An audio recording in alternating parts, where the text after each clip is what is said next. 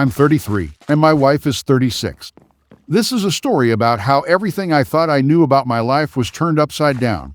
It all began innocently enough, or so I thought. Over the summer, I noticed my wife was extremely stressed from her job. She had recently been promoted and taken on way more responsibilities at work. The change was sudden and intense. She was always tired, always on edge. I tried to be understanding. I didn't take things too personally when she would come home stressed or wake up in a grumpy mood. I didn't mind her venting to me, and I tried to be as supportive as I could. She also worked the graveyard shift, so her sleep was always insufficient, and she was picking up extra hours to help her boss out. It was a tough time, but I figured we'd get through it together. But then the fight started. Harsh, bitter fights. She was the instigator, and it seemed like we were arguing about the smallest things. I honestly couldn't understand why she was blowing up on me. She'd snap over trivial matters, and her anger seemed out of proportion. I chalked it up to stress and hormones, thinking that her promotion and the added responsibilities were just taking a toll on her. I never imagined that this was the start of something much darker. I remember thinking that we all go through tough times, and this was just one of those phases. Little did I know, it was something much more sinister. Come October, my wife was working nonstop. I noticed she was putting way more effort into her appearance before going to work. New clothes, different makeup, and she started working out more. She even changed her perfume. At first, I took note but figured she was just trying to adapt to her new role. Maybe she wanted to project confidence and professionalism, but then it struck me as odd. We were barely spending any time together, and she seemed severely disinterested in anything I was doing. I'd talk about my day or our kids, and she'd barely respond. It felt like she was slipping away, and I had no idea why. She became a lot more withdrawn from me. She used to tell me about everything going on at her job, but not anymore. Our conversations dwindled to almost nothing. She'd come home, say a few words, and retreat to her room or the couch.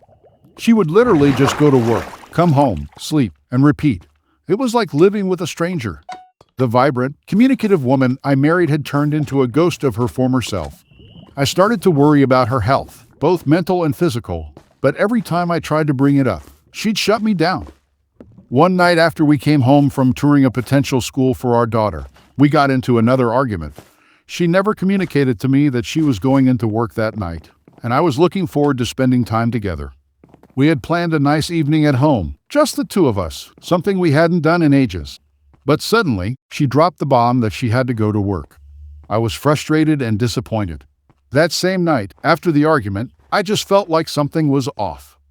So, I straight up asked her if there was anyone else. She vehemently denied it, calling me crazy and ridiculous. Her reaction was so intense that it made me doubt my suspicions. Fast forward about a week or two. I couldn't shake the feeling that something was wrong. There were too many late nights, too many unexplained absences, so I picked up an AirTag and taped it under her car. Her behavior got increasingly more disrespectful and erratic. She started hanging out with these girls against my wishes. They were not a good influence, and I could see her slipping further away. Another fight happens, and she leaves the house, telling me she was calling into work. It felt like she was using any excuse to get away from me. That night, I tracked the AirTag. My heart was pounding as I watched the little dot move across the map on my phone.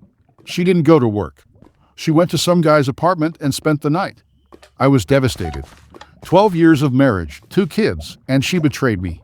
Her excuse? She wanted attention. She had apparently been talking to him for several months. She claimed she was able to open up to him and confide in him without judgment, which apparently made her decide to want to sleep with him. We tried everything.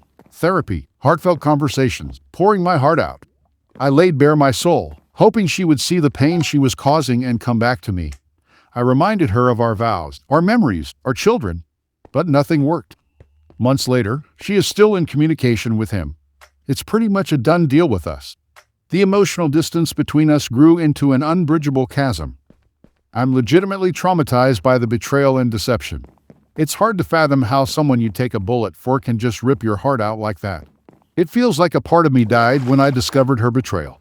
I look back at the good times, and it's like they're tainted now, overshadowed by this immense pain. Now, every day is a struggle to move forward. I look at our children and wonder how I will explain this to them one day. How do you explain that the person you loved most in the world tore your family apart?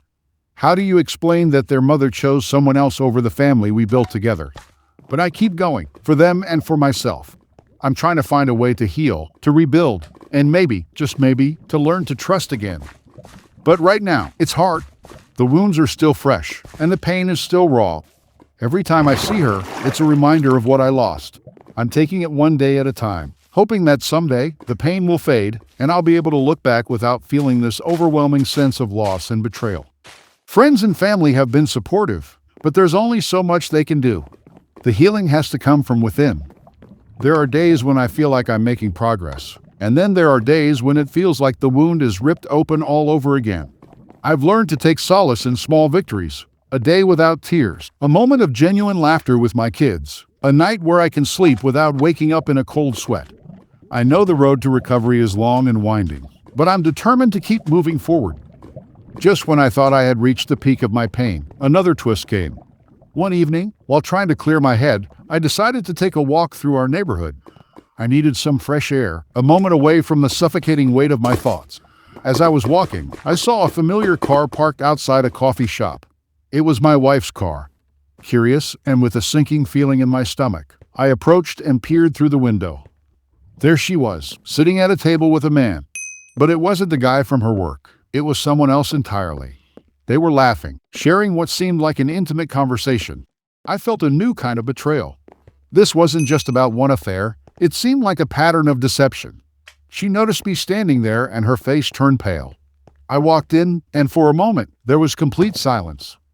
I asked her who this man was. She stammered and tried to explain that he was just a friend, someone she could talk to. But the way they were sitting, the way they looked at each other, it was clear this was more than friendship. I turned and walked out, my heart breaking all over again.